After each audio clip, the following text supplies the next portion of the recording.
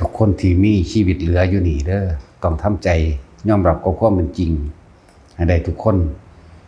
เกิดมานี่ต้องตายแน่นอนอยู่แล้วนี่คือความจริงเฮ็ดจังใดเฮาสิบ่ย้านนั่นแหละชีวิตที่เหลือมาเนี่ยต้องหาวิธีคือต้องยอมรับกับมันแล้วก็บ่ทุกข์กับมันในสิ่งที่มันต้องเป็นตายแน่นอนทำนายถูกนั่นนี่100,000,000%อีก ตายบ่ทุกคนอยู่นี่นั่นเฮ็ดจังใดนี่ก่อนที่สิตายนี่มันสิวางใจวางแบบใดวางความคือยอมรับความจริงแล้วก็วางความเห็นต่างๆออกจากความเข้าไปยึดมั่นถือมั่นบ่มีผู้ใดรอดจากคนเด้อตายคือเก่าวิธีใดก็คือตายนี่คือความจริงที่พวกเฮาต้องหาวิธีที่ว่าเฮ็ดจังได๋สิบ่ตายบัดก็ยังมาเกิดตัวเนาะ เห็นบ่ล่ะถ้าบ่อยากตายก็จะมาเกิดแล้วทุกคนต้องค้นหาตัวเองว่าตัวเองกำลังเป็นทุกข์กับเรื่องใดสิ่งที่ทุกคนเกิดมาแล้วความเจ็บไข้ได้ป่วยความปวดมีอยู่แล้วเป็นปกติแต่เฮาบ่ยอมรับมันเฮามีแต่โอดโอยกับมันเฮามีแต่โมโหให้มันมีแต่อยากเศร้าเนาะมีแต่อยากเศร้าจะได้แล่นไปสู่กับกิเลสใหม่นะแล้วเฮาต้องได้พบเจอกับความพัดภาคจากสิ่งที่รักปู่ย่าตายายพ่อแม่ลุงป้าอาอาวหมู่พวกเพื่อนฝูงคนรักแน่นอนอยู่แล้วเรื่องพัดภาคบางคนเฮาบ่จากกันเป็นมันก็ต้องจากกันตายนี่ก็คือต้องยอมรับหาวิธีเฮ็ดจังได๋เฮาสิ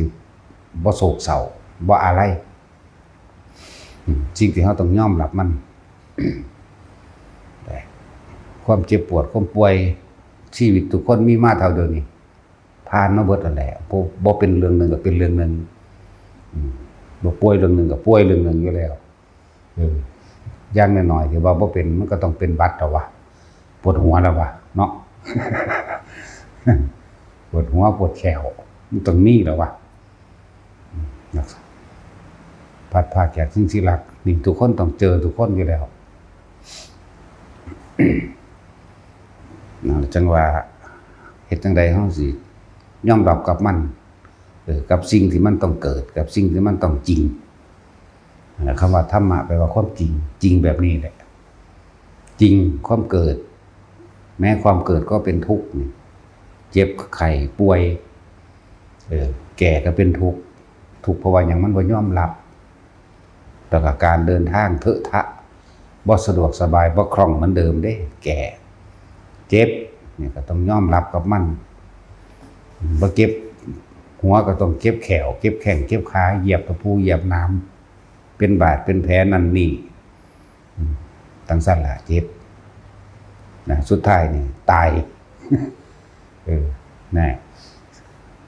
เกิดแก่เจ็บตาย4อย่างนี่เป็นธรรมะเป็นความจริงทุกๆคนต้องประสบพบแนวนี้แน่นอนอะไรว่าให้ทุกคนหันเข้ามาเบิ่งใจเจ้าของเบิ่งความรู้สึกเจ้าของแล้วก็ลองระลึกเบิ่งคำว่าสุขกับคำว่าทุกข์อันใดมันมีมากกว่ากันในชีวิตของเฮาเองเอาเท่าที่จำความได้จนเท่าเดี๋ยวนี้ล่ะ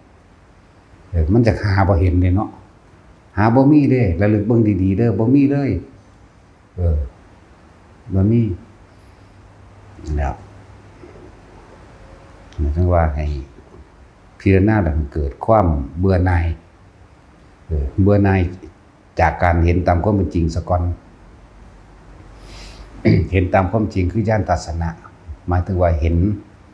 ความจริงอันเป็นไปของโลกเป็นแบบนี้ของเกิดเป็นแบบนี้แก่เจ็บตายเป็นแบบนี้ยอมรับมันเมื่อยอมรับมันก็เป็นการยอมรับโดยเรียกว่าทำความเห็นให้ตรงกับความจริงนะเมื่อตรงกับความจริงมันยอมรับแล้วบัดเฮ็ดจังใดมันสิอยู่ได้โดยบ่ต้อง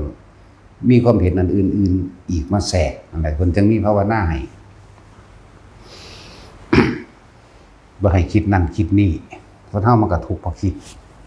เกิดเพราะคิด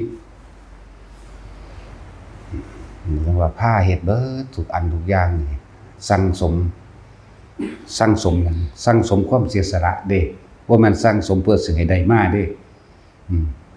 ยิ่งสละออกมากเท่าไหร่ยิ่งได้บุญมากเท่านั้นเด้เบิดโตเลยสละออกจนเบิดความเห็นแก่โตพุ่นล่ะผ้าให้ทานจังซี่แนะนำตั้งแต่ท่านของวัตถุภายนอกอาหารยาละสะดวกเครื่องนุ่งห่มที่อยู่อาศัยตลอดทั้งเครื่องอำนวยความสะดวกบัดนี้เป็นเงินมาจังซี่เฮาก็เป็นเอาไปแปลงเป็นปัจจัยเครื่องอาศัยในความสะดวกเป็นน้ำมันก็ตามเป็นถนนหนทางก็จังเป็นช่วยเหลือบุคคลผู้อื่นก็ตามได้ทั้งนั้นจังว่าบอกให้ทุกคนท่านเนี่ยมันขาดเด้อขาดออกจากความเห็นว่านั่นของกูนี่ของกูขาดออกจากความเห็นว่าซอยขนามคาไฟขาดออกจากความเห็นว่าซอยเพิ่นซื้อกระเบื้องปูกระเบื้องซอยเพิ่นถมดินปัจจุบันนี่นิดนึงนั้นนึงก็บ่อยากให้มีเด้เฮ็ดศาลาซอยหลวงพ่อก่อนจังซี่แหมบ่อยากให้มีความคิดแบบนั้นมันทั้งเป็นไปของมันเองคือเฮายังไปมีความเป็นเจ้าของอยู่เด้จักบ่ล่ะ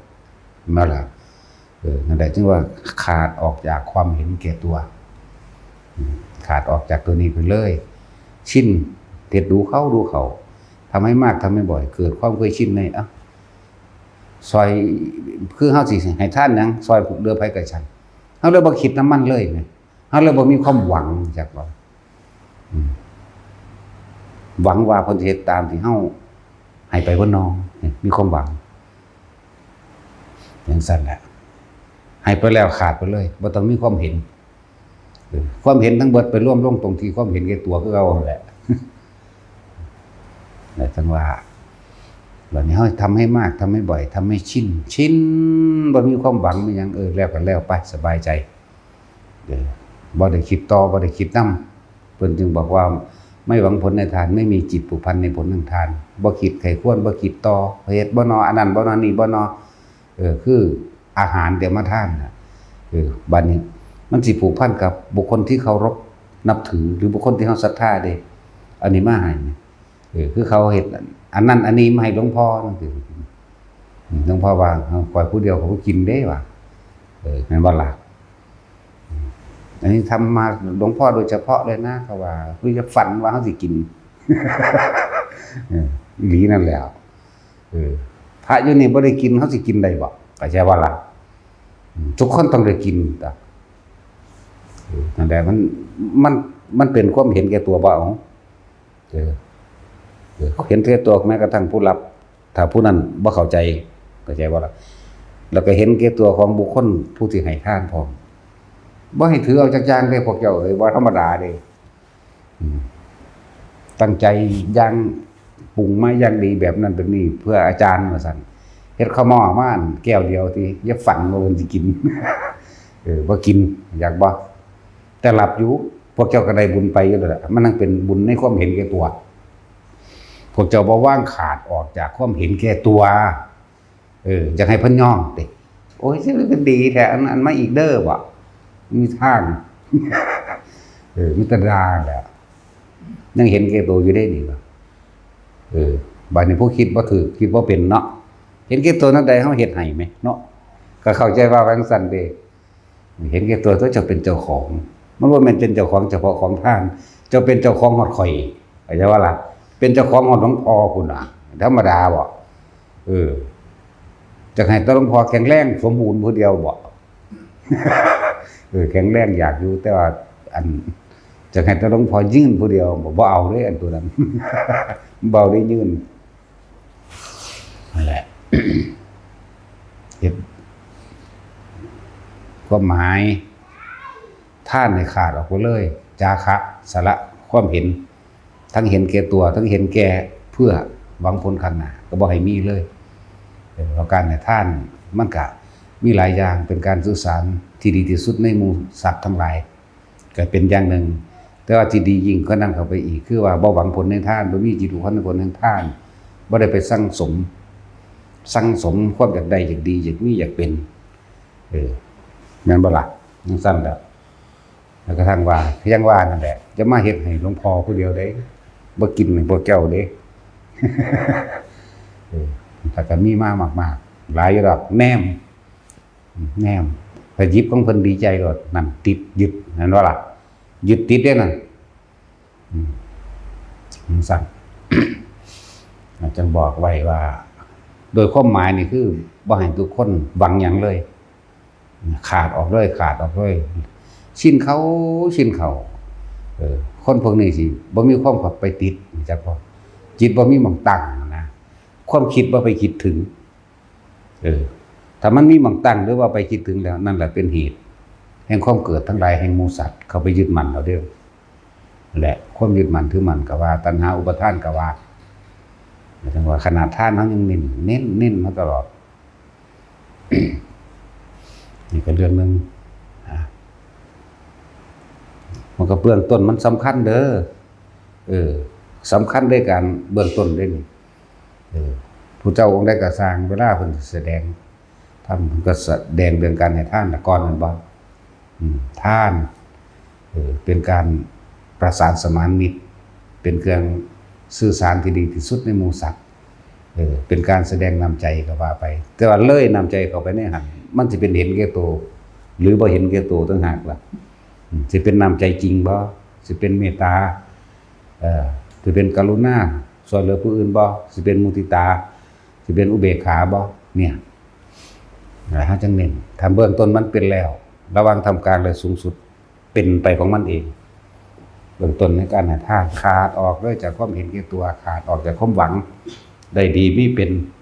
ขาดออกเลยจากความเป็นเจ้าของท่านหนึ่งขาดออกจากความเป็นเจ้าของผู้รับท่านพร้อมแต่ว่านี่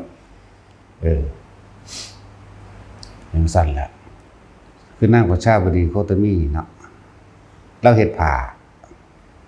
ปลูกฝ่ายเองรดน้ำเองหูกอได้เองตำหูเองยิบเองทำเองท่านให้พระพุทธเจ้าผู้เดียวเห็นบ่ล่ะพระพุทธเจ้ารับบ่ล่ะบ่ได้รับได้นั่นเห็นบ่ล่ะนั่นสั้นแล้วตั้งใจย่างจิตใจแช่มชื่นเบิกบานมากเข้าใจว่าล่ะเบิกบานมาหวังว่าเพิ่นสิตับให้เพิ่นบ่รับเพิ่นบอกให้ไปท่านพระสารีบุตรไล่ไปพระโมคคัลลาไล่ไปสงฆ์80รูปเป็นอสิติมหาสาวกไงทั้งนั้นบ่มีผู้ใดรับบาดสิรับพระอาชิตะภิกษุบวชมาเมื่อเช้านี่บวชแล้วก็ยังน้ำก้นน้ำง่อมจักว่าล่ะบวชแล้วก็ยังน้ำก้นรับเฉยโศกเศร้าเสียใจได้บาดนี้เห็นบ่ล่ะเกลือกิ้งให้วือขึ้นทั้งสั้นแหละแต่ท่านบ่เป็นสาธารณะหรือท่านบ่ขาดท่านโดยความยึดว่าเป็นเจ้าของอันของท่านอันผ่านี่เฮ็ดมาโดยน้ำมือตั้งใจยังดี 3-4 เดือนได้จังแล้วได้ผ่าพื้นนั้นแล้วก็ท่านโดยว่าเป็นเจ้าของบุคคลผู้รับท่านอาจจะว่าล่ะคือเป็นเจ้าของพระพุทธเจ้าพร้อมนะเป็นบ่รับนะให้ถวายคนนั้นซะถวายคนนั้นซะไล่ไปเห็นบ่บัดนี้พระบวชมื้อเช้านี่ยังมานำกลงอมมานำกันนั่นแหละรับเฉย นั่นแหละเพิ่นจังแสดงบัดนี้แสดงหยังแสดงอภินิหารเพื่อให้เห็นผลในท่านแก่หมู่สงฆ์ทานไม่ได้จำเพาะเจาะจงบ่ได้เป็นเจ้าของพระพุทธเจ้าจังบ่บุคคลผู้รับท่านกูเป็นเจ้าของแต่กูเป็นแม่ให้ก็ล่ะของท่านกูเฮ็ดมาอย่างดีอย่างประณีตฝ่ายนี่ก็ปลูกเองดูแลเองใส่ฝุ่นใส่ปุ๋ยเองเอาน้ำนมงัวน้ำนมแพะมันได้ไปหดขนาดนั้นเด้นั่นขนาดนั้นแหละนั่นแหละเพิ่นจึงบอกอานิสงส์ท่านโดยเป็นสังฆทานคือทั่วถึงแก่หมู่สงฆ์เป็นจังไรอานิสงส์ท่านในสัตว์เดรัจฉานมีอานิสงส์100เห็นบ่พวกใดว่าท่านในสัตว์เดรัจฉานบ่ได้บุญคนทุศีลบ่ได้บุญที่เขาเจ้าว่ากันมาจังซั่นจังซี่มันเป็นจังสิบ่ได้เนาะบ่ซั่นสิมีก็แสดงว่าขัดแย้งกันตัวกับคำสอนเพิ่นบ่ได้ขัดแย้งคำสอนเด้อานิสงส์มีมากมีน้อยต่างกันแต่ว่าส่วนบุญมันได้คือเก่าที่บอกว่าอันบุญนั้นเกิดจากผู้ให้ไม่ใช่ผู้รับแต่ว่าอานิสงส์ต่างกันอย่างว่าล่ะ อันนี้สงส์ต่างอยู่ถ้าจะพูดถึงวัตถุเพิ่นก็เลยเทียบสัตว์เดรัจฉาน101มันว่าซั่นให้คนพาลคนเลวคนทุศีลก็ยังเป็นพันเหมือนเดิมล่ะให้คนมีศีลก็เป็นหมื่นให้คนทรงชาติก็เป็นแสนมันบ่ล่ะแล้วจังว่าให้โสดาสกิทาคาก็ไล่ขึ้นไปเนาะจนถึงว่าท่านให้พระปัจเจกพุทธเจ้าท่านให้พระปัจเจกพุทธเจ้า100 ครั้งก็ว่าสามารถมีอานิสงส์มากเท่ากับพระพุทธเจ้าเพียงครั้งเดียวบัดนี้ท่านให้พระพุทธเจ้าเลย100 ครั้งสู่สังฆทานทีเดียวบ่ได้นั่นแหละเพิ่นบอกเพิ่นบ่ให้จำเพาะเจาะจงบ่ให้เป็นเจ้าของผู้รับทานพร้อมบ่ให้เป็นเจ้าของทานพร้อมก็หมายเพิ่นนั่นน่ะให้มันขาดออกจากความเห็นแก่ตัวแล้ว เพิ่นจังแสดงฤทธิ์เดชโน่นอบาทมาปานโน่นก็บาทมาเพิ่นก็อธิษฐานโยนบาทขึ้นไปทั้งฝ่า บาทก็ลอยลิบขึ้นไปทั้งฝ่าก็ของพุทธานุภาพเพิ่นก็บอกไว้แล้วสงฆ์ทั้งหลายเว้นไว้แต่อชิตภิกษุผู้เดียวเท่านั้นจึงจะสามารถรับบาตรนี้ได้นอกนั้นบ่ให้เห็นแน่โมคคัลลาเธอมีฤทธิ์หลายกว่าหมู่ไปหาบาตรมาโอ้ยไปเถอะละหาจังได๋ก็บ่เห็นแล้วก็บ่เห็นแล้วยังว่าพุทธาธิฐานเนาะพุทธาธิฐานเป็นพุทธานุภาพพร้อมนั่นแล้วจังได๋เขาจังแต่งต่อเรื่องว่าพระโมคคัลลาร้อยหาบาตรลงไปโลกอื่นไปเห็นพระพุทธเจ้าองค์อื่นพุทธเจ้าองค์อื่นบอกว่ากลับทางนั้นเด้อโลกเจ้าพุ่นน่ะมั่วไปเบิดมันบ่มีในแสนโกฏจักรวาลแสนโกฏโลกธาตุอันนี้มันมีหม่องเดียวหม่องพระพุทธเจ้าตรัสรู้น่ะหม่องอื่นบ่มีบางคนก็เชื่ออีหลีเด้แต่ของบ่เห็นเอาเองจังสิเชื่อเฮ็ดหยังเนาะนั่นแล้วพระโมคคัลลาไปพระสารีบุตรไปไล่จนอสิติมหาสาวก80 องค์บ่ได้อชิตาภิกษุเธอจงไปตามบาทมานะบวชมาเมื่อกี้บ่ทันรู้เรื่องหยังอยู่เนาะจังซั่นตัวนั่นแหละเพิ่นให้เห็นอานิสงส์โดยการทานที่บ่ได้จำเพาะเจาะจงก็ไปบ่ได้เป็นเจ้าของทานบ่ได้เป็นเจ้าของบุคคลผู้รับทานพร้อมเพิ่นก็สิมีหยังเพิ่นก็นึกอธิษฐานเอาของเพิ่นน่ะเว้ยหากผู้ข้ามสิมีบุญวาสนาพอที่สืบพุทธศาสนาในการต่อไปแน่ขอให้บาทนั้นจงลอยลงมาเถิดแน่ก็มาเอาเองนี่ล่ะนั่นแล้ว แล้วเพิ่นจังทำนายพระอชิตภิกษุว่าคนผู้นี้ต่อไปจะได้เป็นพุทธเจ้าองค์หนึ่งในการข้างหน้าสุดท้ายแห่งภัตตรกัปก็ว่าไปจังดีใจขึ้นมาจักหน่อยบ่ทันดีใจคักเด้นั่นบ่ทันได้สุดได้ปลื้มใจขึ้นมาจักหน่อยซื่อๆเด้นั่นน่ะความจริงคืออยากให้ลูกคือเก่านั่นเป็นเจ้าของบ่ล่ะเป็นเจ้าของพระพุทธเจ้าว่ากูเป็นแม่เลี้ยงก็สร้างกับแม่ล่ะกูเลี้ยงมาเนาะของท่านกับปานี่กูเฮ็ดเอาเองหยิบเอาเองตำหูกเอาเองนะนั่นแหละจังซั่นท่านว่าพวกเฮาก็เน้นคือกันเน้นเรื่องทานก็จะไปยึดจะไปหวังกับหยังกับมันบ่เป็นเจ้าของทานแล้วก็บ่เป็นเจ้าของผู้รับทานพร้อม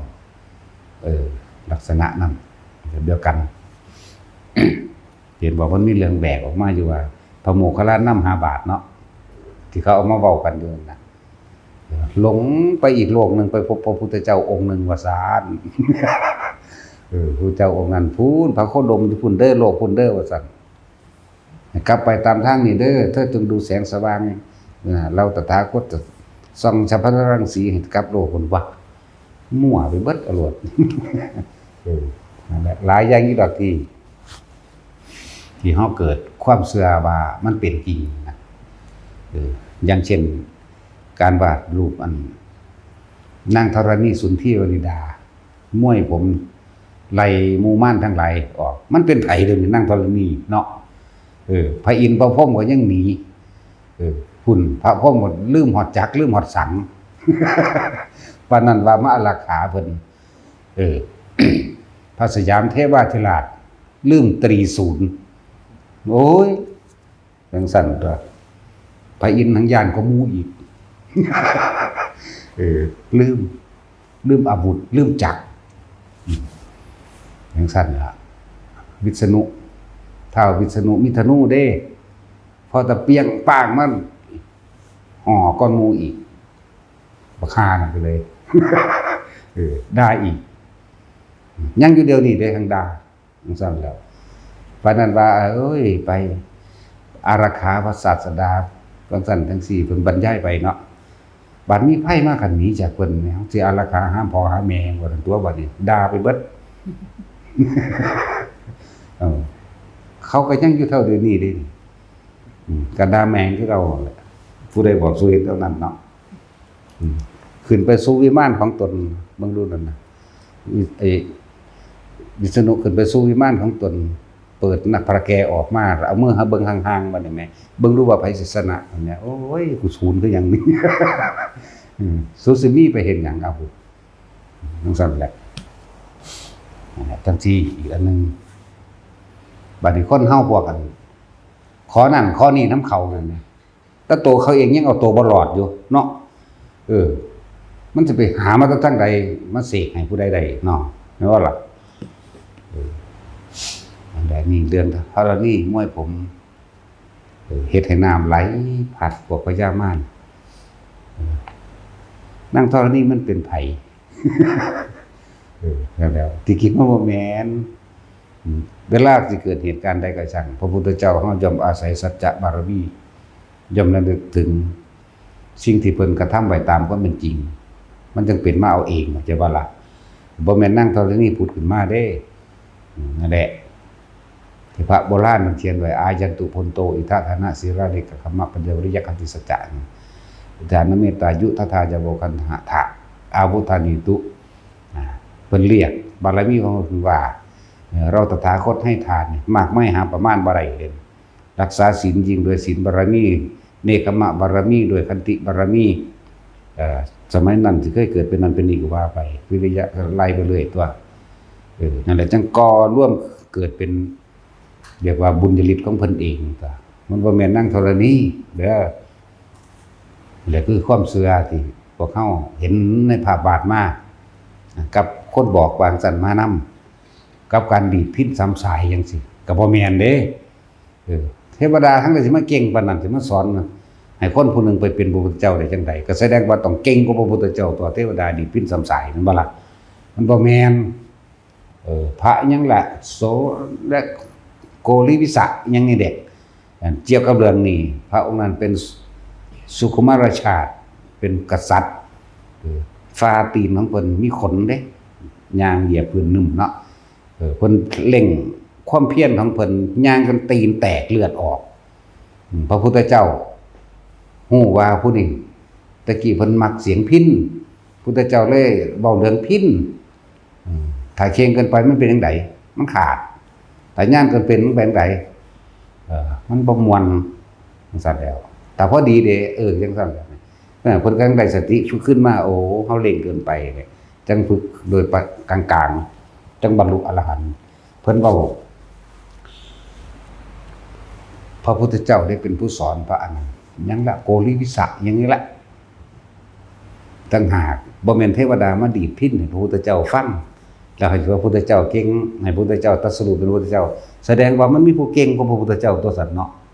อันนี้ก็บ่แม่นเด้อคนละอย่างกัน นั่นแหละหลายอย่างอยู่ที่พวกเขาอาจจะเข้าใจผิดแสดงว่าเทวดาคนเก่งกว่าพระพุทธเจ้าเก่งมันจะเรียนหนีหามอย่างมันว่าสั่งขนาดพระอินทร์เป็นหัวหน้าเทวดาเรายังหนีหอดพระพรหมพุ่นซะว่ากูถูกทิ่มแหละ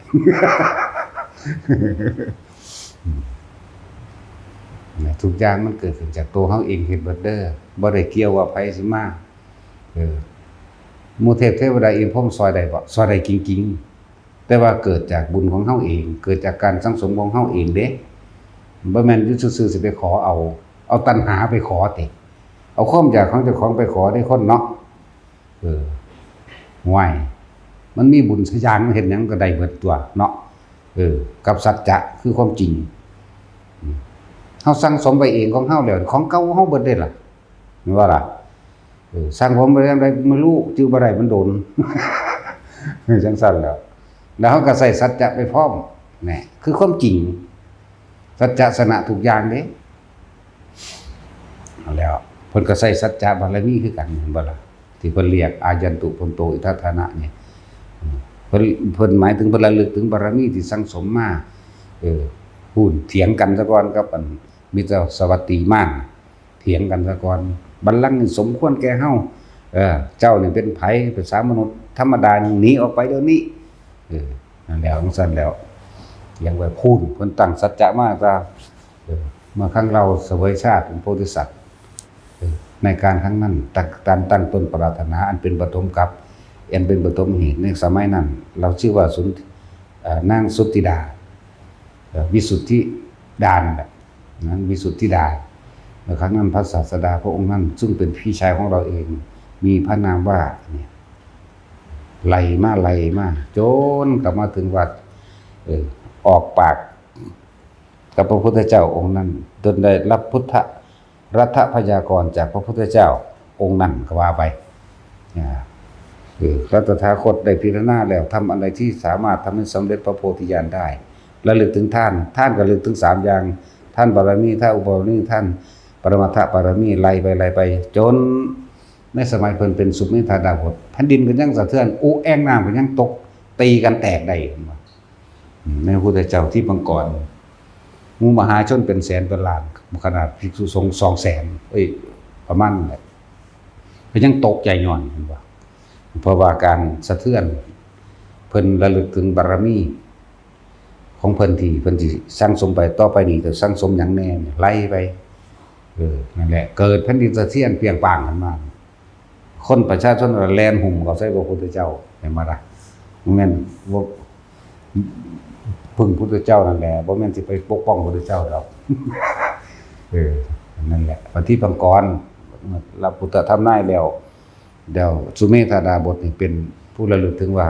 บารมีอันใดที่สมควรทำให้ทำทั้งหลายนี่เกิดเป็นพุทธเจ้าได้นะไล่ไปเพราะถ้าเพิ่นเต็มใจได้แล้วปุ๊บเนี่ยเกิดแผ่นดินสะเทือนแอ่งน้ำต่ำกันแตกมั่งจังซั่นแหละเพิ่นจังพยากรณ์ซ้ำอีกตอนแรกพยากรณ์ตอนที่ยืนอยู่ไลนั่นแหละแต่จังไปเข้าไปในเมืองนั่นบ่ล่ะเพิ่นก็จังว่าซ้ำขั้นที่2อีกว่าเหตุแผ่นดินไหวอันนี้บ่แม่นคือบ่ได้เกิดเรื่องร้ายอีหยังดอกเป็นความโชคดีต่อสุเมธาดาบทได้พึงระลึกถึงว่าทำอันใดที่จะทำให้เราได้สำเร็จความสัมมาสัมโพธิญาณได้เพิ่นก็ระลึกถึงแล้วมั่นใจในปณิธานแห่งตนเกิดแผ่นดินสะเทือนนั่นแหละพวกคนทั้งหลายเหล่านั้นก็จังพากันสวงซองสาธุการตบมือกับพื้นผ่าหากข้าพเจ้าได้พลาดจากศาสนาของพระพุทธเจ้าพระองค์นี้มาถึงปฏิบัติกรในการใดขออย่าให้ข้าพเจ้าจงพลาดท่าน้ำอันสุดท้ายแห่งพระโคดมเขาจะกับระลึกไปแบบนั้นนั่นแหละแต่ว่ามันบ่มีผู้ใดสอนให้เป็นพระพุทธเจ้าเด้เข้าใจบ่ล่ะบ่มีผู้ใดสอนพระพุทธเจ้าให้เป็นพระพุทธเจ้าได้เพิ่นเฮ็ดเอาเองเป็นมาเอาเองขนาดพระพุทธเจ้าองค์อยู่ต่อหน้าเขายังบ่ถามเด้เฮ็ดเอาเองเด้อกันจังว่าเขาว่าเทวดามาดีดพิณ3สายฟังโอ้ยต่างๆปารานิม่านมาก็จังพากันหูหลูบแล้วเนาะนั่นเลยพวกนาคพวกนาคพวกสุบันจากสุบันวะ ขุดสุบันนกพวกนกขุมนกเขาเอาไว้ลาบเอาพวกงูหางยานก็มูได้แหวกก้อนมูแล้วได้แหวกดินลงไปพุ่นพุ่นขอไปสู้นาคพิภพคือกันนั่นแหละคดโตเอาไว้เฮ็ดตาฮิปี้หน่อยๆเดี๋ยวเบิ่งว่าซ่านปานนั้นคนนึงไปหาขอนั่นขอนี่อยู่เนาะกูจะมาต้มกินอยู่บ่จักบ่ภาษางูเว้ยแล้วนั่นเป็นจังหวะหลายๆอย่างที่เฮาบ่เข้าใจเพราะเฮาบ่ได้ศึกษายังมีความเห็นอยู่เด้ยังสงสัยนั่นนี่อยู่เด้ศึกษาได้ยินได้ฟังได้อ่านนี่ยังใส่ความเห็นกับของสิสรุปตามความเห็นอยู่เด้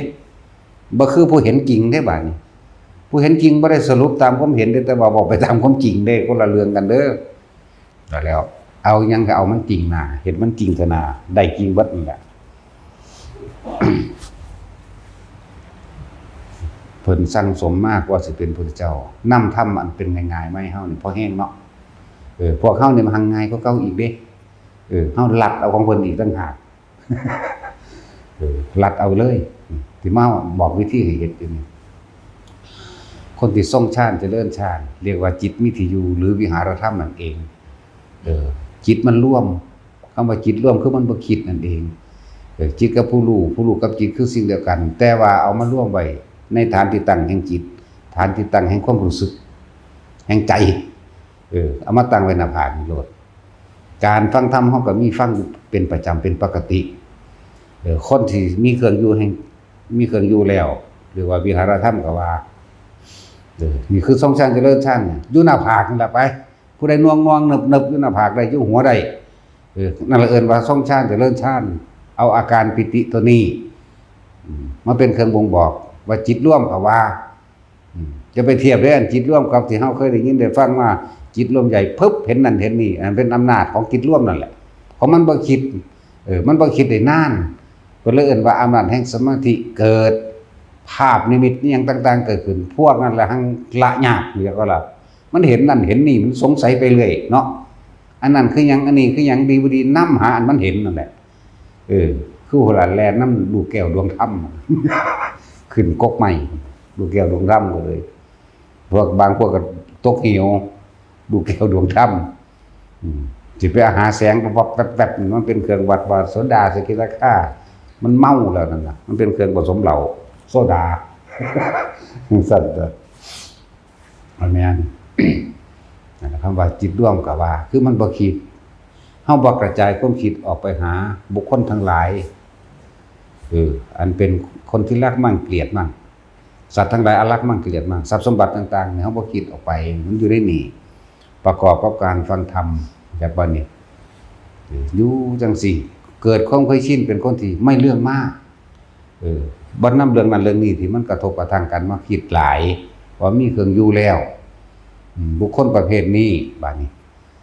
ฟังธรรมเองจดจำได้ดีแล้วรู้แจ้งแทงตลอดโดยความเห็นเข้าใจบ่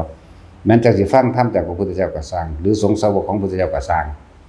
และตัวเองใคร่ควรพิจารณาตัวเองเห็นบ่นี่คนที่ยังละสังโยชน์5ไม่ได้จักละสังโยชน์5ได้เมื่อจิตสุดท้ายเป็นอนาคามีนี่มันลัดเอาคักแล้วเด้ว่าสิฮู้ว่าลัดซำได้แล้วเนาะลัดสนามแล้วนั่นแหละแต่คนที่ละสังโยชน์5ได้อยู่แล้วนั่นเป็นอรหันต์ไปเลยเด้อันนี้เฮาว่าเอาเบื้องต่ำอยากเบิ่งบ่เอาธรรมดาที่ทุกคนเฮ็ดได้อยู่เดี๋ยวนี้บ่กับความเหมาะสมกับที่เจ้าของเฮ็ดได้เดี๋ยวนี้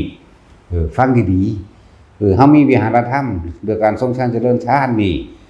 ในความรู้สึกนี่อันเดียวนี่นะประกอบกับการฟังธรรมไว้แล้วสมมุติว่าป่วยสิตายบัดนี้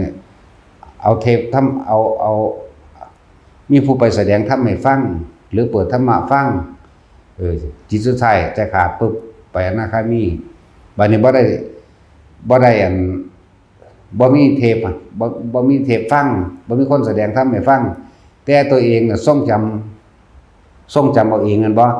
เจ้าของก็จำได้ดีอยู่แล้วใครครวญพิจารณาด้วยตนเองบาดใจสิขาดแล่นเข้าลมหายใจพร้อมนี่นั่นแหละแบบนั้นจึงบอกว่าเฮ็ดไปเถอะพวกเจ้าจะพึงไปหวังเอาผลมันเขาจะต้องสร้างเหตุอยู่กับต้นนะอยู่กับต้นมันคือการสร้างเหตุไว้ดีแล้วมันเป็นเองดอกเป็นนั่นคืออยากให้ผู้คนทรงฌานเจริญฌานมันบ่ทันได้แบบว่าพวกเจ้าว่าใจกล้าเด็ดเดียวพ่อสิทิ่มลูกทิ่มผัวทิ่มเมียทิ่มหลานเหลนหล่อนมาได้ไหมบ่ล่ะแต่ว่าพวกเขาก็คอยฝึกเอาไว้ฝึกให้มันเกิดความเคยชินนั่นแหละคนเฮาเวลาจนตอกจนมุ่งจริงๆมันชินกับอะไรมันจะแล่นไปกับอันนั้นเด้ชินกับอันนี้บาดนี้โดยเฮาฟังธรรมมาแล้วสัตว์โลกเป็นไปตามกรรมตนแลบ่ได้พึงของตนบ่มีผู้ใดสิมาซอยพวกเฮาให้พ้นออกจากความเป็นทุกข์ได้เนี่ยแล้วมันก็พิจารณาโอ้โลกนี้เป็นอนิจจังเป็นอนัตตาแน่นอนเกิดเป็นหยังก็สร้างทุกข์ทั้งนั้นว่าล่ะเทวดาก็ทุกข์อินทร์พรหมทั้งหลายก็ทุกข์เกิดเป็นคนก็ทุกข์สิปัสสาหยังก็เกิดเป็นสัตว์เดรัจฉานไล่ไปที่บัดนี้ไล่ไปเลยมันเกิดร่วมของมันเองดอก มันก็เข้าสู่ความว่างของมันเองดอกพอดีก็แล่นลมหายใจขาดปุดมันก็ไปโลดดอกบ่ว่าอนาคามีเพิ่นได้อันเว้าอยู่นี่จักบ่สิเว้าอยู่เดียวนี้นั่นแหละเป็นผู้ละสังโยชน์หาไปแล้วบ่กลับมาเกิดอีกบ่เป็นอนาคามีพวกบ้านั่นเด้ของจริงมันบ่เกิดอีกเด้เข้าสู่สุทธวาสหาสั้นง่ายว่าแต่มันอนาคามีสุทธวาสหาสั้นๆได้ก็สร้างมันตัวเนาะมันบ่ลงมาแล้วนะมันบ่มาเกิดเลยเด้มีแต่พวกบ้าได้มาเกิดพวกคิดเอาเองว่าเองพวกบ่เห็นอีหยังพวกบ่ไปตามความเป็นจริงนั่นแหละอย่าไปฟังได้พวกอนาคามีมาเกิดแม้กระทั่งพระอรหันต์ก็มาเกิดได้โอ้ยบักหามเอ้ยโคตรพ่อโคตรแม่มึงได้อีกสั้นแล้วมันเฮ็ดให้พระสัทธรรมเพิ่นเสียเด้อนะแต่กับมันตัวเองน่ะเสียแต่คนที่บ่รู้จักหยังเสือกคอยตามเด้แล้วก็เอาไปเถียงผู้อื่นอีกมันเคยเห็นหรือบ่อนาคามีเป็นจังไดเนาะนั่นแหละยังเฮาว่าเรื่องสุนัขคตริชวีเขาเคยบำเพ็ญเพียรนำกันเนาะหมู่เพิ่นได้อนาคามีสิอยู่ในสุทธวาสเขาลงมาเตือนเสือกเอาคำเว้าเฮาว่าลงมาเกิดมันบ่แม่นเด้กูบ่ได้ว่ามาเกิดมันก็เทวดาธรรมดานี่แหละไปก็สิเว้าเรื่องอันแต่ว่าในใจของเขานั่นละสังโยชน์หาได้แล้วบัดนี้เห็นหมู่พวกก็ได้รับความลำบากหรือกำลังโกหกหลอกลวงผู้อื่นอยู่ว่าเจ้าของเป็นอรหันต์เขาสิดึงคืนฟื้นสติขึ้นมาให้มันรับทราบความเป็นจริงไปยืนขาเดียวกินขี้อยากบ่ล่ะหมู่ที่เคยเป็นอนาคามีนั่นเป็นอนาคามีนั่นแหละก็ลงมามาบอกว่าเพื่อนเอ๋ยเฮาเคยเกิดเป็นอันนี้นำกันไล่อดีตในการฟังได้บัดนี้จากว่าล่ะสมัยนั้นเฮาเคยไปบำเพ็ญเพียรนำกันด้วย5องค์หนึ่งเป็นอรหันต์บอกว่าพวกท่านจงบำเพ็ญไปเถิดเราสิบิณฑบาตไม่ฉันดอกว่าบ่ต้องมายุ่งไปซะเนี่ยเพิ่นก็ไปผู้นั้นบรรลุอรหันต์ไปแล้วอีกพวกนึงก็บรรลุอนาคามีนี่อนาคามีละข้างอีก3องค์นี่ได้พระรัตนตรัยจากบ่ทันได้บรรลุหยังเข้าใจว่าล่ะนั่นแหละพบนั่นเลยลงมาบอกให้ปฏิบัติแบบนี้ตอนนี้พระพุทธโคดมอยู่นี่เด้อให้เจ้าไปฟังธรรมยอมรับเด้อนี่ต่างหากบ่แม่นเขามาเกิดเขาบ่ได้มาเกิดเขามาบอกซั่นแล้วมาบอกได้คือเทวดาปรากฏกายนั่นแหละมาบอกมาแสดงธรรมนั่นแหละนี่ก็มีแบบนี้แต่พวกเฮาเน้นทรงฌานเด้อทรงฌานเจริญฌานก็ฟังธรรมอยู่เรื่อยๆมันบ่แน่เด้อันคำว่าบ่แม่นกฎตายตัวเด้อเฮาบ่บรรลุหยังจักอย่างล่ะขนาดว่าคนที่บ่เคยฟังธรรมเนี่ยเทียบโดยในพระไตรปิฎกเหมือนกันกับสันตติอมาตย์ฆ่าคนมาเป็นแสนบ่ได้เคยฟังธรรมบ่ได้อีหยังแต่ว่ามีความเคารพนับถือซื่อศรัทธาพระพุทธเจ้าธรรมสงฆ์อยู่เข้าใจบ่นี่บัดอีอันนั่งน้อยน่ะมันตายที่พระราชากษัตริย์ประทานให้แล่นมาหาพระเจ้าเทศ4 บาทพระคาถาบรรลุอรหันต์นี่แหมอันนึงแหมบ่ต้องอ้างดอกว่าฟังจากพระพุทธเจ้าแม่นภาษาวกสิเว้าก็เว้าอันเดียวกันกับพระพุทธเจ้าก็บรรลุได้คือกันใช่บ่ล่ะบัดนี้เฮามาเทียบใส่อันนี้เทียบใส่นายจุลคาสเนาะนายจุลคาสก็ลักบนกี้มาแต่น้อยพุ่นเด้ล่ะจนสุดท้ายมาอาสาว่าผู้ฆ่าสิอาสาฆ่าหมู่โจรนี่เองโจรมีอยู่ 35,000 คนนะก็ฟันคออยู่ซั่นสุดท้ายมันประกาศเขาก็เลยเกษียณให้มาอยู่กับเมียป่วยบัดนี้ไปบ่ได้เฮ็ดบ่ได้แล้วพระสารีบุตรได้มาโปรดเอาพระสารีบุตรเทศนาให้ฟังบัดใจขาดสุดท้ายว่าไปเป็นอนาคามีแม่แน่อันนั้นทั้งบ่จักทีบจักแดนอย่างตัวเนาะเทียบเอาตัวอันนี้ฟังอยู่เสมอมันจะไปนรกก็มันไปไปโลดกูสิเอาอันอีปิกลงไปสับหัวมึงหนักกว่าเก่าอีกเน้นแล้วเน้นอีกย้ำแล้วย้ำอีกอยู่วันนี้เว้ากอกหูอยู่อันเก่านี่แหละซุมื้อยังสิเฮ็ดบ่ได้เหมือนผู้ใดลงไปเถอะนา บ่อ่อนคมๆเลยเอาตู่ๆสักปึกเขาชื่อว่าให้มันอุ้ยเนาะตาสิน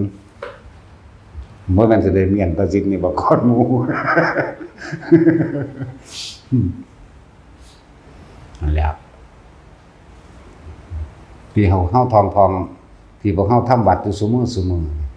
บทธรรมจักรบทอทิตตะหรือบทอนัตตะหรือปฏิจจสมุปบาทก็ช่างเข้าใจบ่นี่อย่าคิดว่าบ่มีความหมายได้ว่า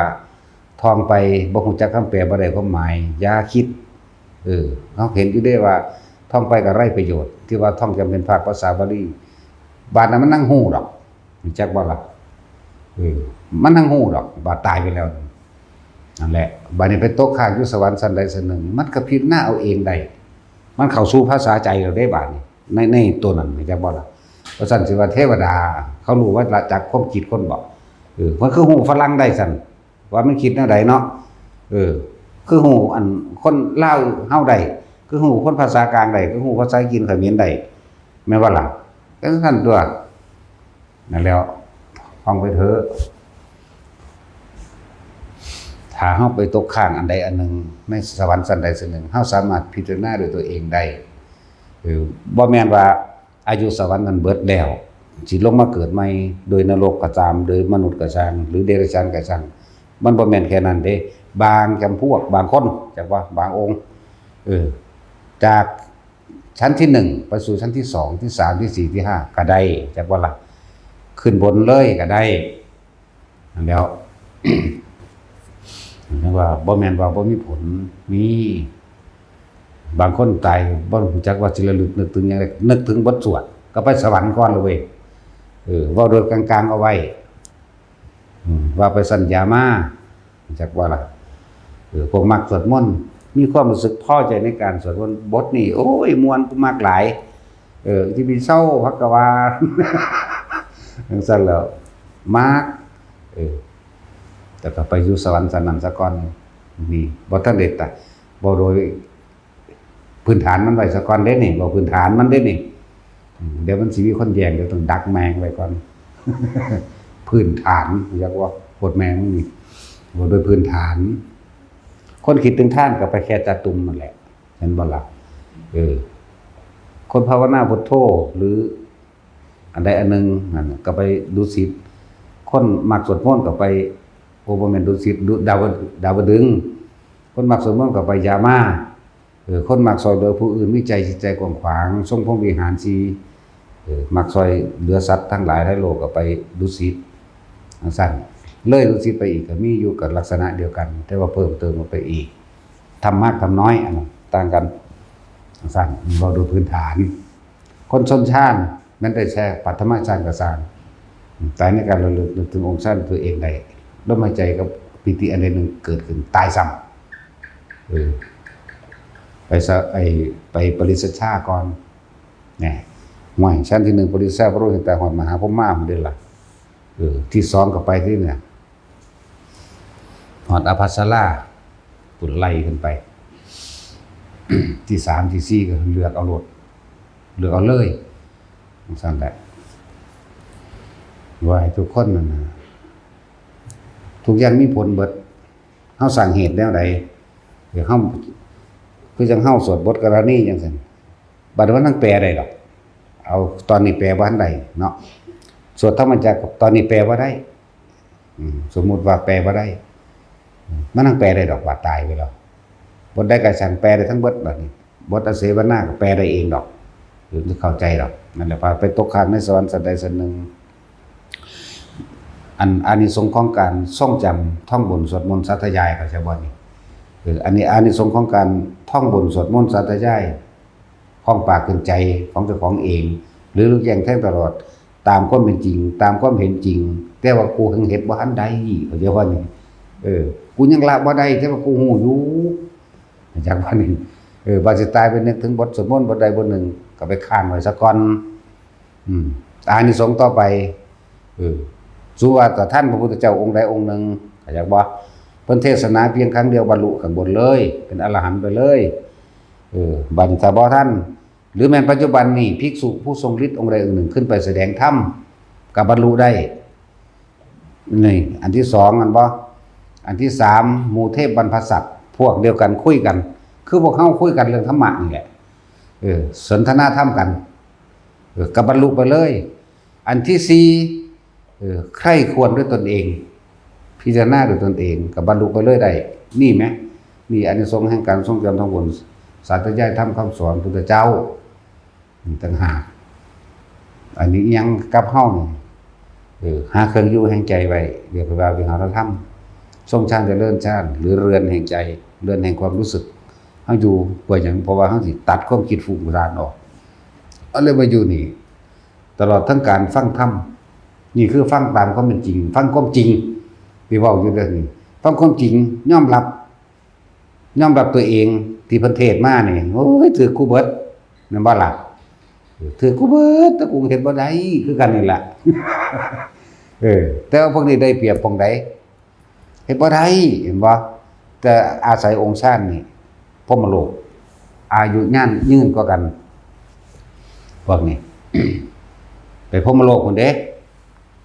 เพียงแค่ปฐมฌานก่อนสิไปกล่าวหยังทุติยะตติยะไปเรื่อยเวลาที่1ที่2ที่3บัดนี้การท่องจำของเฮาเองก็มีแม่นบ่ทรงจำคำสอนพระเจ้าของเฮาเองก็มีทั้งบทสวดมนต์สัจจายตลอดทั้งรู้แจ้งแทงตลอดตามความเป็นจริงที่เพิ่นแปลไว้ให้แล้วแม่นบ่ตัวเองก็เข้าใจดีแต่เฮ็ดบ่ทันได้ก็สร้างนั่นแหละพวกนี้บรรลุเร็วอยู่เด้บัดนี้ทั้งมันข้ามเลยข้ามสวรรค์6ชั้นไปแล้วขึ้นไปพรหมโลกเลยไปปริสจาไปเลยบัดเป็น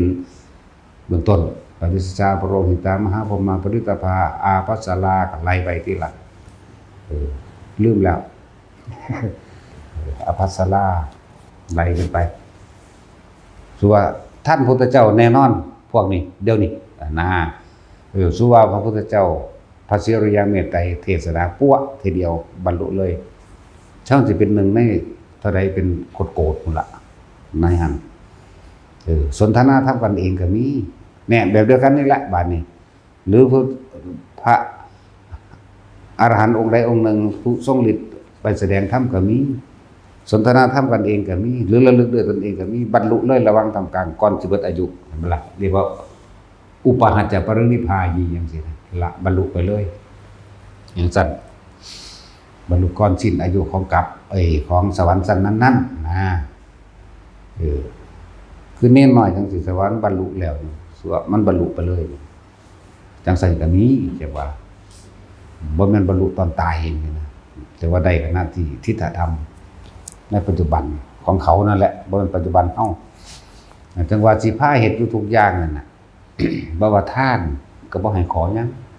บ่นายบ่เนาะมาสวดมนต์ก็แปลให้เบิดแล้วแปลให้เบิดทุกอันละเอียดละออเบิดตามธรรมดาโอวาทปานิโมกข์บ่มีผู้ใดแปลเต็มเด้เฮาแปลเต็มเด้นั่นน่ะบอกเครื่องอยู่ให้เห็นบ่อ่านบ่ปุ๊บ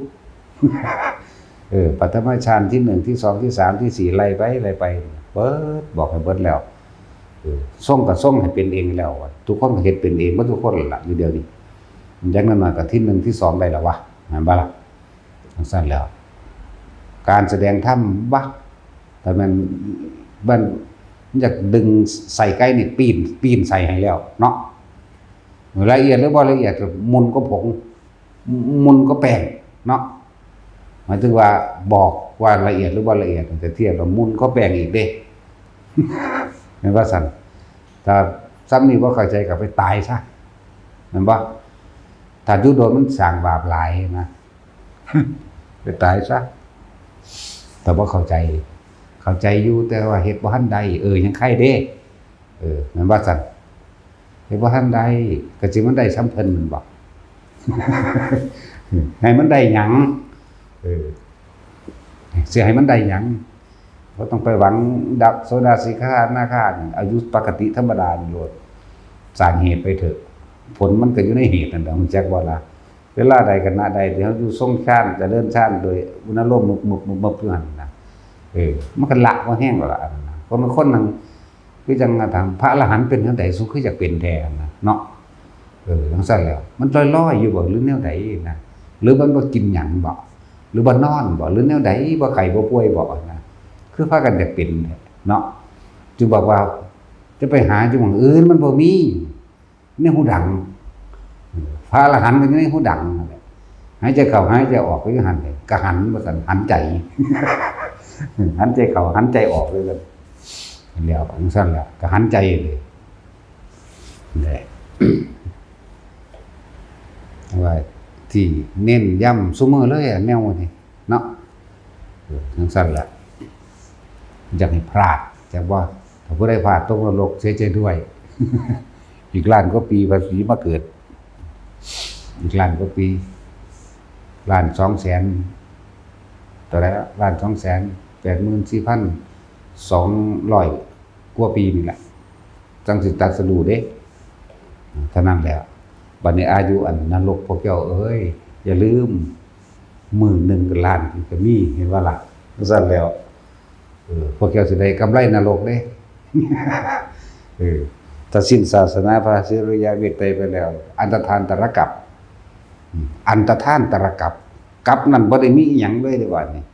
เลยเรียกว่าบ่มีหยังเลยบ่มีความดีบ่มีความเลวบ่มีพระพุทธเจ้าเกิดบ่มีมนุษย์บ่มีสัตว์เดรัจฉานผู้อยู่ในนรกก็นรกล้วนๆพวกไปเป็นเทวดาก็เป็นไปสักก้อนล้วนๆในระหว่างนี่หูยกว่าสิก่อตั้งโลกขึ้นมาใหม่ได้เพราะแห้งโลกเกิดขึ้นเองเด้บ่มีผู้ใดมาสร้างเด้วันนี้พระเจ้ามาสร้างเด้มันเกิดขึ้นเองโดยธรรมชาตินะเกิดขึ้นก้อนดินขึ้นมาแล้วเกิดเป็นก้อนน้ำหุ่มใบสวยสว่างงวนดินผิวฟ้าแห่งไอดินในหันแหละเพื่อสิพูดขึ้นมาสว่างมุเทวดาถ้าสายเหล่านั้นลอยมาเห็นเสือไปกินขี้ดินกินเสือจะเกิดเป็นนี่ได้มันพอแห้งอยู่เด้เลื่อนว่าสุญญากาศเนี่ยอันตรายมากจากวันนี้แต่พุทธันดรยังว่าตั้งหากอาจจะว่านี่พุทธันดรระหว่างพุทธเจ้าองค์นี้กับองค์นี้นี่มันบ่ได้โดนบันไดดอกดำมืออย่างว่านี่พระโคดมไปหาพระอันศรีอริยะเมตไตรนี่บ่โดนก็สินับมือนึงก็นับของพรหมโลกเอา ดำมือเอาพวกเฮามันสิไปพรหมเบิดอยู่มั้ยเนาะโอ้เสือกดีใจกับภาพประสันทั้งนั้นว่าถ้าเว้าเอาสงชานเด้อแล้วอันตทานตรกัปตีพวกตกนรกก็ตกเลยเด้อนรกมีเหมือนเดิมมันมีแต่ดังเดิมสวรรค์ก็อยู่สวรรค์ต่างหากเมื่อโลกเกิดแล้วพวกนี้ลอยมาจังมาเห็นบัดนี้แต่ก็ต้องเที่ยวไปตามในอากาศจะเห็นแล้วยังคือแปลกๆกันว่าลงมาตัวลงมาก็ซีมเบิ่งนั่นน่ะตัณหาเกิดแล้วเกิดกลายเป็นของหยาบขึ้นมากายหยาบขึ้นมาแล้วหลังจากนั้นก็เริ่มเป็นตัวอ่อนตัวกิมิอีเปิมบา มันสื่อว่าจังใดตัวกิมิมันเรา อีหลีนี่ล่ะแล้วเป็นตัวอ่อนแต่ก็ค่อยๆถ้าจะกินดินกินตัวนั้นขึ้นร่างกายก็หยาบขึ้นบัดนี้โดยบาปอกุศลอันเก่าผู้ใดตกข้างอันใดเกิดเป็นแมงข้ามก็เป็นแมงข้ามเลยเด้เป็นปลาหลามก็เป็นเลยเด้เป็นคนก็เป็นเลยเด้บ่ได้แม่นว่าเป็นลิงแล้วสิมาวิวัฒนาการเป็นคนเด้แล้วลิงพวกเก่ามันคือยังอยู่ซั่นเนาะแม่นว่าล่ะพวกงูก็งูเลยพวกอีปิงก็อีปิงเลยเด้บ่มีการวัฒนาการดอกแบบเกิดเป็นหยังก็เป็นอันนั้นมาเลยบ่แม่นการวิวัฒนาการเพื่อเป็นนั้นเป็นนี้นั่นแล้วถ้ามันสิพัฒนาการของมันแค่ว่าพัฒนาปรับอุณหภูมิกับความร้อนความหนาวนึงบ่ได้ปรับเพื่อเป็นลิงสิเป็นคนอย่าว่าล่ะก็สันปลามันสิเป็นหยังซั่นหรือปลามันมาจะใสซั่นนั่นว่าล่ะนั่นล่ะเต่าเด้อซั่นวิวัฒนาการมาจากหยังเต่ากับเต่าเลยหอยกับหอยเลยพวกไรกลัวหอยเก่งๆระวังเขาจะไปต่อยคนพวกใดมากินหอยแข้งมันเป็นแรงผูระวังดีๆเขาจะเอาพวกเจ้าไปลวกสัตว์เด้อน่ะเฮาเอาใส่น้ำมันลวกคักๆมันเจ็บปวดก็อย่างเด้เนาะนั่นล่ะเป็นนั้นก็เป็นนั่นไปเลยเด้อบ่แม่นว่าวิวัฒนาการแค่พัฒนาการก็ตั้งหากในการสร้างภูมิคุ้มกันโลกหรือภูมิคุ้มกันอาการร้อนและหนาวในเรือนร่างต่างนั้นต่างหาก พวกนักวิทยาศาสตร์มันสิเชื่อได้บ่เดี๋ยวนี้เนาะมันก็เขียนเขาเอิ้นสร้างอิหยังแบบก็ไปเอาเงินซื่อๆนี่มันบ่ล่ะสร้างความเชื่อถือจิตตัวเอาเงินนั่นแหละ จะพลาดเด้จะพลาดอีกแน่นอน แต่ว่าทุกคนตายในการทรงชาติก็ยังดียังต่ำแต่จะไปที่พานกับพี่หน้าเอาข้างบนก็ไปได้โลดเนาะท้ายพายจากใดที่พานนิสานอยู่ในลมหายใจตายโลดหาเครื่องอยู่ไว้เพื่อป้องกันความคิดบ่ให้มันคิดเรื่องนั้นเรื่องนี้บ่แม่นคนเรื่องมากคิดมาก ตัดเร็วๆอย่าไปหวังหยังคือจังว่านั่นแหละภาษาเกิดมาหากินซ้ำตายซื่อๆแล้วก็อย่าลืมนะแต่ละคนชีวิตนี่เป็นอนิจจังบ่เที่ยงแท้แน่นอนบ่จีรังยั่งยืนตายยามใดก็ได้ทุกเมื่อตายยามใดก็ได้ตายได้ทุกเมื่อและอนิจจังกับอนัตตาเป็นของคู่กันมันติดกันอยู่นะยังว่าคืออุบัติเหตุนั่นแหละผู้ใดสิอยากให้มันเกิดขึ้นเนาะอุบัติเหตุหรืออุบัติเหตุแห่งความตายนี่ที่ไผสิอยากให้มันเกิดไผสิอยากมันตายนั่นแหละแต่ว่าทุกคนเขาว่าปัจจุบันคือหยังสติคือหยังทุกคนบ่ให้ไปคิดถึงอดีตถ้าคิดถึงอดีตอนาคตเกิดพร้อมมันปรุงแต่งไปอยากให้มันเป็นบ่ล่ะแล้วเขาว่าปัจจุบันคือลมหายใจนี่แหละเขาว่าปัจจุบันคืออยู่ในการทรงฌานหรือจุดอุณาโลมนี่แหละอยู่ในอาการปิตินี่แหละคำว่าสติก็เหมือนกันคือลมหายใจนี่แหละสติปัจจุบันนะอยู่ทรงฌานกับแม่นทำความรู้สึกในตัวเองพวกเจ้าสิรู้อิหยังก็สร้างเด้อบ่สู่รู้สึกตัวจังอย่างพวกเจ้าสิรู้เรื่องสวรรค์เรื่องนรกรู้ว่าจิตความคิดผู้อื่นรู้แล้วเจ้าของก็ประสาทนำเขานั่นแหละเนาะสิรู้ไปหยังคือบ่รู้ความคิดเจ้าของนั่นแล้วรู้หยังก็สร้างสู่รู้สึกตัวบ่ได้ดอกเพราะการรู้สึกตัวนี่ความคิดมันบ่ไปอยู่นำผู้อื่นจิตบ่มีหม่องตั้งมันตั้งไว้ในกายในเวทนาในจิตจิตเวทนากายกายเวทนาจิตสภาวะธรรมมันก็เกิดเมื่อหันแหละสิ่งทั้งหลายทั้งปวงก็แค่เกิดดับเองนั่นว่าล่ะแล้วสมาทาน